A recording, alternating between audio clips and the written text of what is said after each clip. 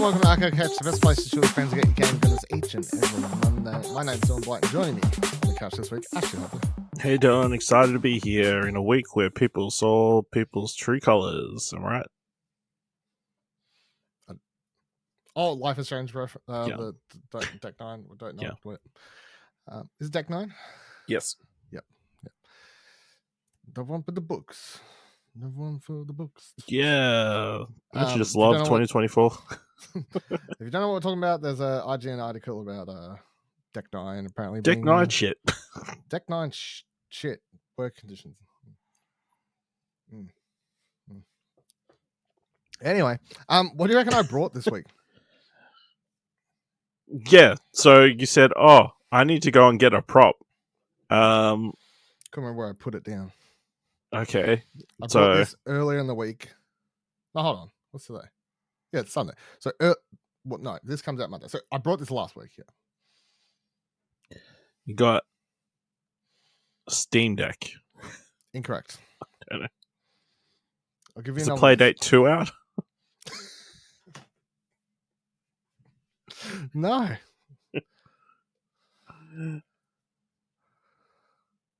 Oh, you bought Jane's Dogma. Now, it's currently in plastic. How long do you reckon it'll stay in plastic? Probably the same amount of time as Elden Ring's been in plastic. Now, that's still in plastic. Yeah. So, in perpetuity, you say? In perpetuity, yeah. Yeah, I don't know. I was in JB the other day, Mm. and I was like, oh man, they still got this like cool, it's got like a, what do you call it, a lithograph cover, right? You know, like the 3D, like they move and shit. It's hard to see on camera, but yeah. That sort of thing, you know, you turn it sideways and it looks like it moves, yeah. Yeah, and it's got that 3D effect. I was like, oh cool, they've still got whatever. That's pretty cool. I was like, I want to play this game. I'll just buy it now. Maybe that'll increase my chances. But yeah, I nearly took it out of plastic the other day. As like when I brought it home, I nearly put it back in. I just straight away took it out of plastic, like I do most all the Blu-rays I buy.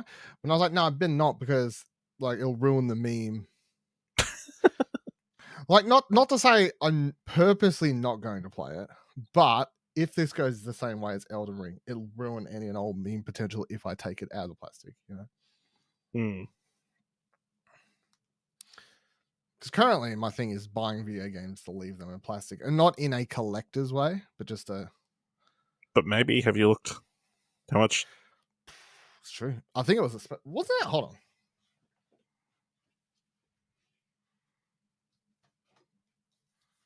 Because I know exactly where Elden Ring sits, because I have to have quick access to it in case it's ever brought up on the show. Now this is some special edition. So it has oh no, it's just a launch edition, right? It says it has the game, a woven patch, 3 art cards, a poster, and a set of stickers. Still in plastic. Now, to prove I'm not joking, you can see on camera, the viewers can't, or the listeners can't, but still plastic, right, Ash? Yes. Thank you. Just to confirm for everyone listening, I'm not lying. Still has never been opened. After when did this come out? 2 years A long ago? time. So Dragon's Dogma is now going to sit with that, and it will sit with that. So someone is trying to sell a sealed Australian edition day one launch edition of Elden Ring for $160. So I didn't pay $160, so yeah, maybe I turned an easy profit. potentially. I mean, I could sell it for 160, and then what? It's probably like half that. It's probably like $50 on digital. You just wait till the next digital sale. Yeah. Use them coin, the stars or whatever on PlayStation. It's not a bad fucking idea, is it? I'm going to think about this. But then the meme. Yeah. Oh no! Look, I'd finish the story unlike Cody Rhodes, but the Still time. I mean, as we're He may have recording, finished the there's story by the still time time. this Yeah, is there's just- still time. We you know, I don't want to date this too much, but you know, we're recording Sunday night.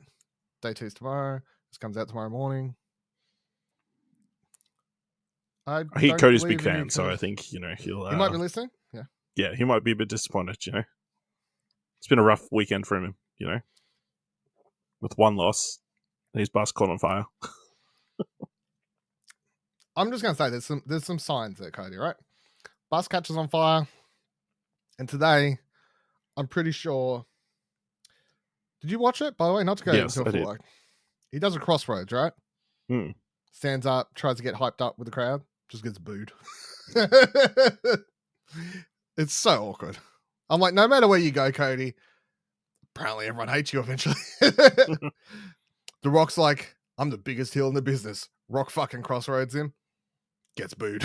Like, what is that? It's a shit crowd. That's what it is. Yeah, definitely. I mean, I can't blame him for that. Yeah. But fucking how Anyway, weird. this isn't between the cushions. This is Arcade Couch. Yeah, but I got makeup. Just a little sliver of makeup from missing last week, you know. Anyway, yeah, let's talk about video games. April, we're in it. We are. We're into it. Do you know why April's so great? You tell me. Daylight savings is fucking ended. True, ended today. Now I had to message you just to double check because I was like, I assume you know, but I was like, no, I didn't realize till I checked the calendar, and I'm like, okay, that's weird. That's later than usual. It's like, oh, times have lined up. It's crazy. So yeah, I got a little bit of an hour long sleep in this morning.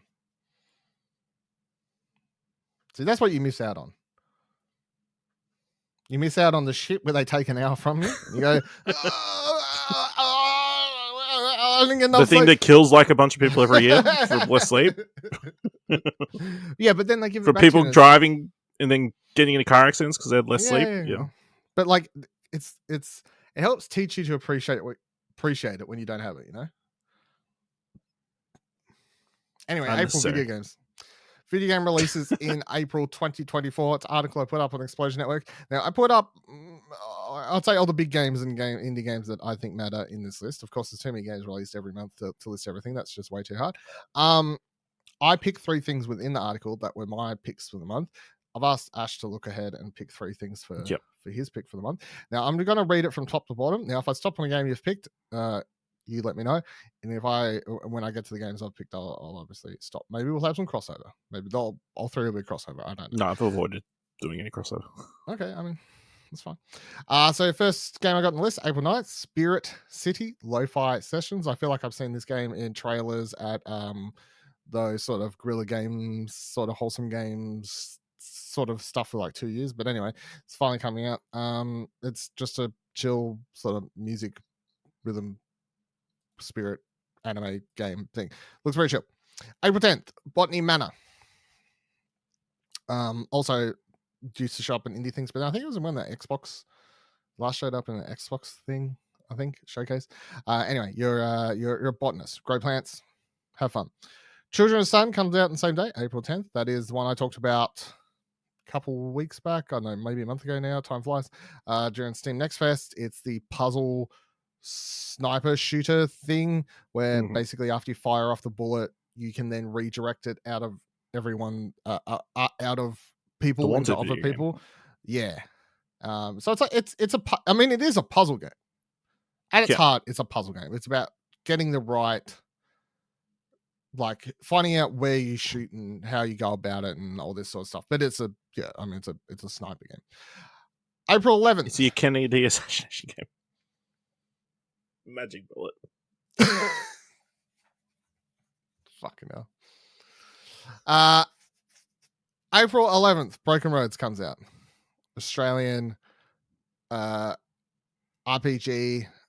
I put this as my first pick. Obviously, this has been a long time coming. It's been hearing about it for years. Then it was delayed earlier this year, obviously. Now finally coming out after years and years of seeing it. It's basically a throwback to the OG Fallout games, but in a Australian setting. So, turn-based combat, looting for stuff, talking to people, doing quests, outback.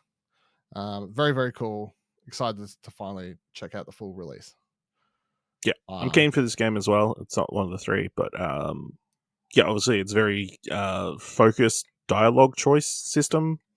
I think it's very interesting, very like in-depth wheel and because obviously you go in any of these RPGs, you get 4 options for what to say, and they're all 4 completely different tones.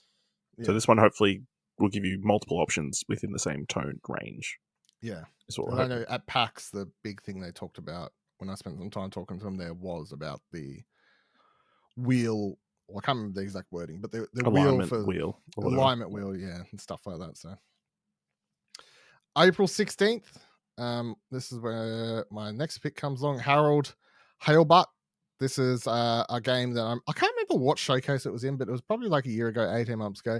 Remember the first time trailer showed up, and I couldn't believe. I thought it was the coolest looking thing. Yep. Just because of how unique it was. It is it's a point and click adventure game or an adventure game at heart, but the standout factor is that it is a video game made entirely with like claymation, stop motion animation, which is just utterly unique. And anytime you watch a trailer for it or see pictures of it, it just looks so different to anything else that's out there at the moment. So hopefully the story is as interesting. It does seem interesting. It's about this character sort of on this spaceship that's like under the ocean or whatever. It's like a whole community of people living there, and obviously you get to interact with a bunch of people. And just I don't really know what the story is other than it just seems like a slice of life sort of thing within this environment. But yeah, I think that the style and how it's been made is just such a standout, unique thing. So very, very keen for that. Coming to Xbox Game Pass, so everybody can get a chance to play it. Hopefully they've optimized it because, they had the Steam demo and it was 120 gig demo. Yes. So hopefully Clay's big, I hear. Clay size. Well, each of those files need to be downloaded. Yeah. It's Clay figurine. Each Clay figurine, yes. Then we got Grounded on the same day, coming to Nintendo Switch. So if you're looking forward to playing a bite-sized adventure on the go, that's crazy. An Xbox exclusive game on the Switch? What will they think of next? Yeah. April 18th, Final Fantasy 16 Rising Tide DLC, if you care about that. Obviously, I do not.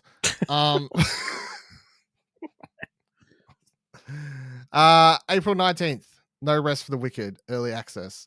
So this is from Moon Studios, the team behind Ori and the Blind Forest. But this is an action RPG that's coming out in early access, not full release, which there's so many weird things amongst that. It's like from the people who did Ori, a action RPG coming out in early access. Like it's just not what you would expect to hear coming from that team at all. But I mean, this is one of my picks. Yeah, it looks really good, really interesting world. All the like previews I've seen have been very positive and like saying it's definitely an evolution of the genre and that kind of thing.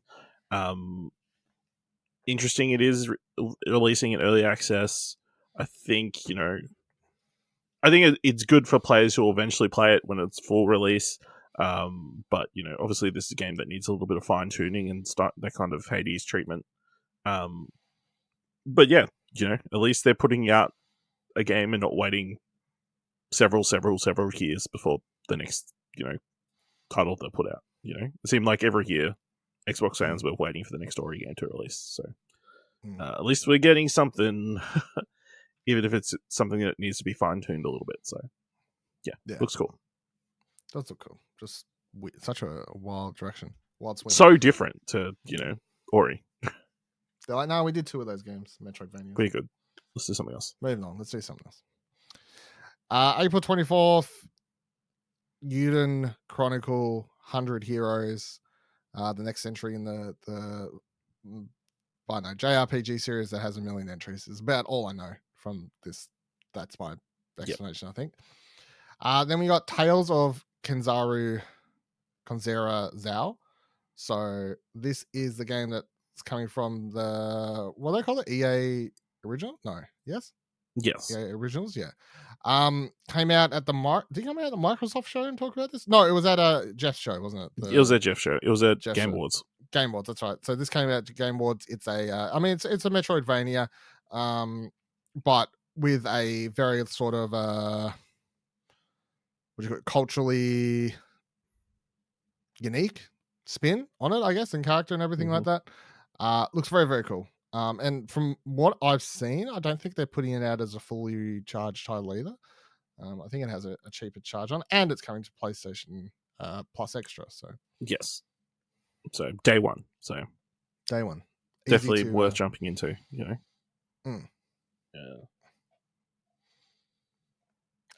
Then we got sorry, my thing got fucked up. Teenage Mutant Ninja Turtles Arcade Wrath of the Mutants. So this is the 2017 arcade game that's now getting re-released.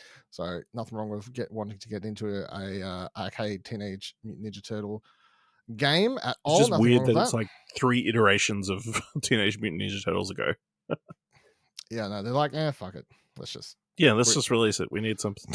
Yeah, we need something. Have we released anything Teenage Mutant Ninja Turtles this month? Yeah. No. Okay. Recently? Yes. This month? No. April 26th, Sega, Emerald Beyond. Another JRPG game or something. I don't really know, but I know they're very popular. So, yep. Sandland, same day. So this is from the old mate who did Dragon Ball, Akira Toriyama, who passed away last week. Yep. A few weeks ago. Sorry, time's a blur. I don't really know much about this, to be completely honest. Is this an anime? Yeah, so it was I don't actually know that much manga? Either. I want to say it was a manga. It's recently been adapted into an anime series, which is on Disney Plus. I watched the first episode. It's fun. But yeah, I'm keen to check this out. This is one of my other picks. Fun Akira Toriyama styled action adventure game. Okay. Interesting world where obviously it's a big desert world where an evil, mayor is hoarding all the water, so they're trying to find another water source. Yeah. But very Mad Max because they're driving around on vehicles and there's monsters. Well, I guess there's not monsters in Mad Max, but the people. These are actual monsters. Yeah, true. Yeah. Then you got Top Spin 2K25. So get into it with all your favorites. This is my last pick. So it would be nice to have a good tennis game, on the level of the other 2K sports games. All the previews were good from what I saw. All the previews are good as long as it feels good. It's interesting that the cover athletes, Roger Federer and Serena Williams, are 2 retired players, which isn't very common. Well, I guess 2 players I will recognize. Yeah, I guess most mass market appeal and not offend anybody. I guess Serena maybe a little bit. Who would you put? I don't know. I'm just saying. Shut the fuck up then. I mean, yeah. But nothing's nice to say. You got no constructive criticism. No, just criticism. You just pick 2 current players. Okay. Leighton Hewitt. No, not even close. Who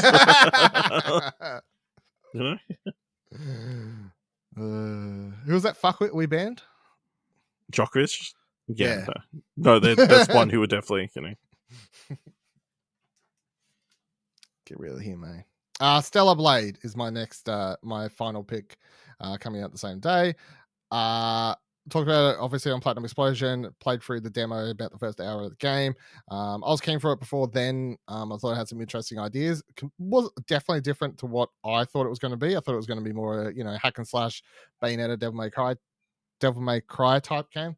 Is more of a thoughtful combat based thing, trying to be light Souls like, not in the and it seems to be working just fine. Like I don't think it's like over. It's a lot more welcoming and a lot more approachable than actual Souls games. And story seems unique.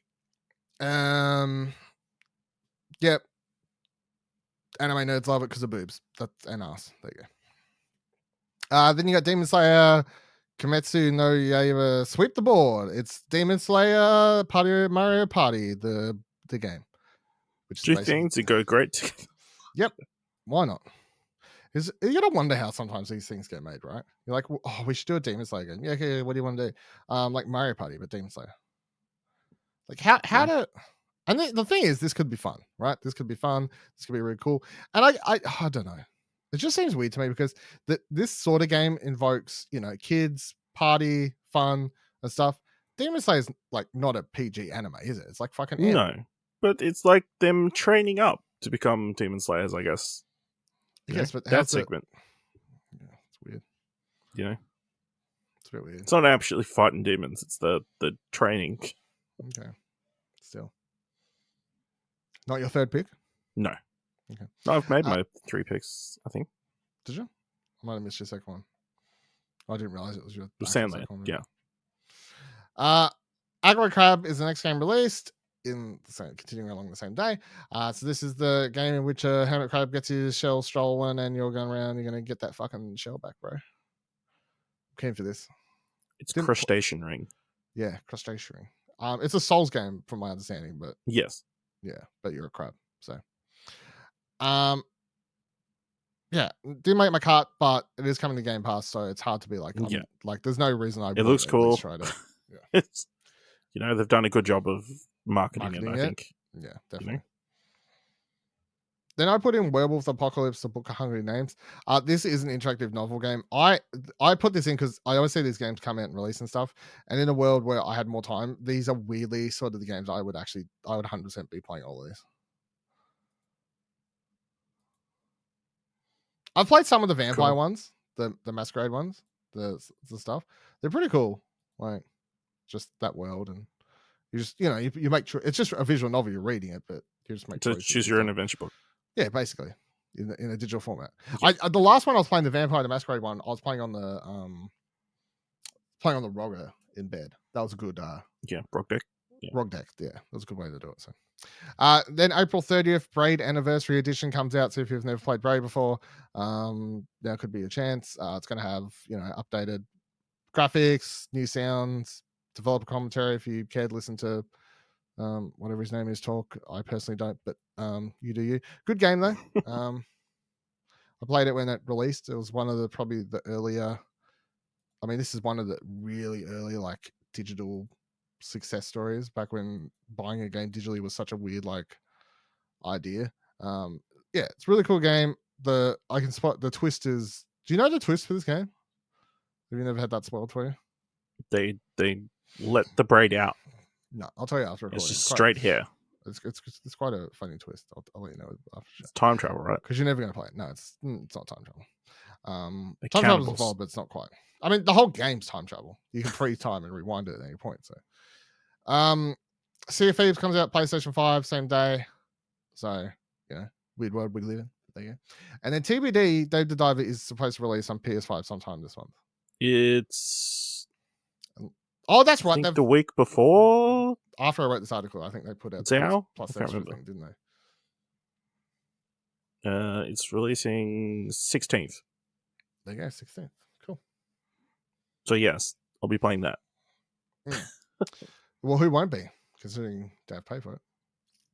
I mean, people have already finished it, I guess. Or don't like trophies. Losers. Exactly.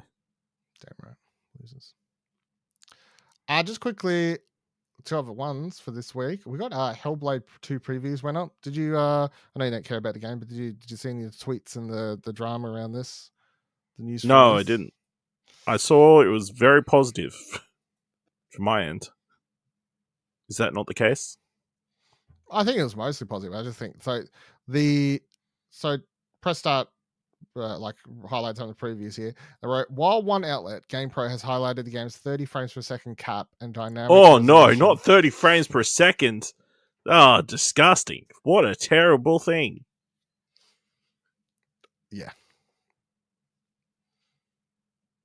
I actually do not care for this case because this is the sort of game where I'm like, I'm not playing it for the graphics, but the graphics, like the visual fidelity, is such a important part of the experience, more so than actually. You don't think this is a game where you need those extra frames to make you a good player and stuff, to make you throw your voices. I don't know. I bet some of the boss fights in the first one were kind of hard, so maybe. But yeah, I don't think it personally does. But yes, that's fucking. What are you talking about? Yeah, I think most of the previews are really positive. Super keen for it, but yeah, I did see a lot of a little bit of kerfuffle about the old frames per second. Frames per second debate. Yeah, it's either it comes out with 30 frames per second, or you have to wait another 6 years before it releases. Well, you can do So- above 30 on PC. It's just on Xbox, no matter which Xbox you have, 30. It's Xbox's fault for making the X. the S. That rule where the S has to match the Yeah. like the frames cannot be better on X than the S. Yeah. So They really fucked themselves there. what are you gonna do? What are you gonna do? Nothing. Can't do anything. And another thing I want to talk about, I haven't played this, but have you seen the new storm surrounding content warning? I've seen content warning constantly coming up.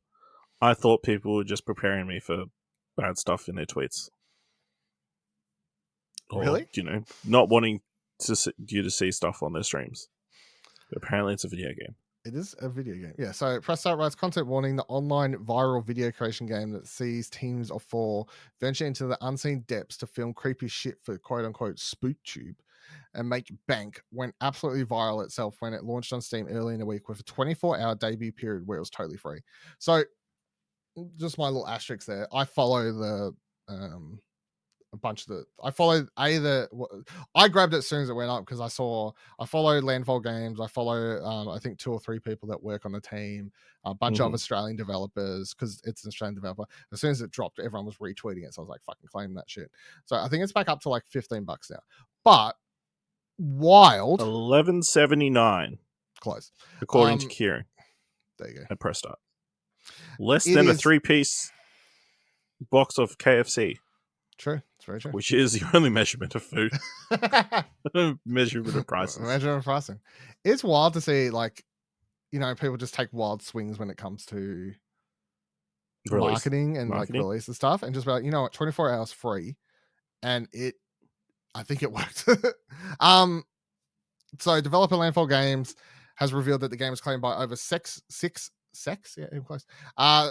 million players in that initial free window and has gone over to peak at 200,000 concurrent players. At the time of writing, this was 3 days ago, it's still going strong and sitting in the top 15 most played games according to Steam DB, right behind the likes of Dragon's Dogma 2 and GTA 5 somehow. Along with the good new launch news, Landfall has also dropped an early patch correcting some minor issues, blah, blah, blah, blah. If you've not given content warning go, it comes highly recommended. Kieran says he's done some games with total strangers and found the experience to just be as engaging and hilarious. It's a simple but effective fun that doesn't ask for a huge amount of time to play or master. And yes, insert joke about KFC 3-piece box. Yep. Yeah, it's a very weird game. Like you're like these 4 weird, almost stick figure characters that just like it's just a wacky 4-player game where you just fuck around basically. I don't really know what the objective is. Well, that you get an objective, it's like drop in and like I don't know how to describe this game. Do they have a Steam page that describes the game better? It says film your friends doing scary things to become SpookTube famous. Yeah, that's not really good. I mean, that is Get famous or die trying. Content warning is a co-op horror game where you film spooky stuff with your friends and try to go viral. Squad up, customize your face with the ASICS ASCII face customizer, buy some gear and use the diving bell to go down to the old world. Down there, you'll encounter scary physics animated monsters, cursed relics, and other effects. Film as many scary things as possible before you run out of oxygen, camera, battery, or friends. Mm-hmm. If you survive, you need to get back to the diving bell to transport you and the remaining members of your team to the surface, upload your chaotic footage to SpookTube, settle in for a watch party, and wait for the views to tick up. Now, can you go down, I believe if you read the game features list is quite funny. In-game handheld working camera. 2 to 4 player online co-op. Voice chat. Face customization. Make and save in-game recordings. Your friends looking and acting silly. Scary animated physics monsters. Cursed artifacts. Flashlights. Many. Fame. Maybe. So yeah, the first of many big Australian games released this year, but I think this is so far the biggest for biggest Australian release game of the year, I think, right? We haven't had any of our huge releases so far this year, have we? Not that I can think of off the top of my head. No. Not I can think of either, so. Top review. What if we became YouTubers? Ford found dead in sewers. Yeah, seems to be very positive. What do you think about this idea of just like giving a game out for free for 24 That hours? just seems crazy. 6 million people. And then only 200,000 of that are actually playing the game at most or at any point. That seems... That was the highest concurrent. Yeah. Concurrent. Yeah. So... I mean... It's almost like I believe our game will get... I believe that word of mouth will work so well. Yes. Yeah. That we'll be able to make up for the 6 million free copies that we've given away. Yeah. Yeah. Maybe they didn't expect that many copies to be redeemed, you know, in that 24-hour period. But you should always expect the internet to try and get free stuff as much as possible.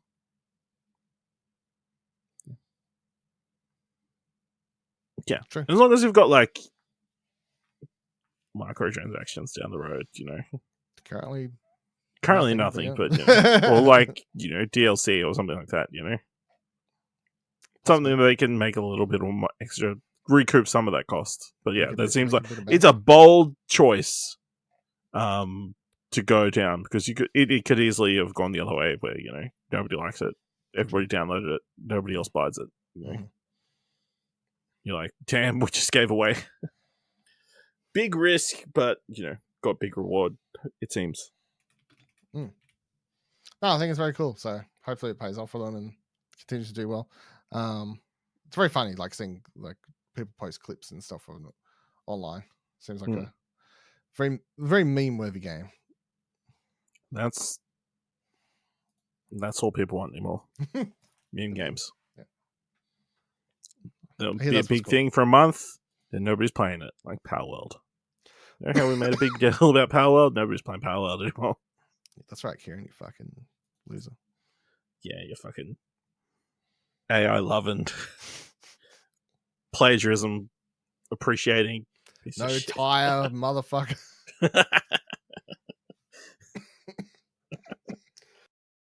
All right, that'll do it for this week's episode of Arcade Cat. Thanks for joining us. Listen to the show. Of course, you can find us on Twitter, explosionnetwork.com/Twitter. Join our Discord, explosionnetwork.com/Discord. If you liked this episode and thought it was worth $1, head on over to our Ko-fi page, explosionnetwork.com/support, where you can buy us a coffee for as little as $1. And until next week, same time, same couch.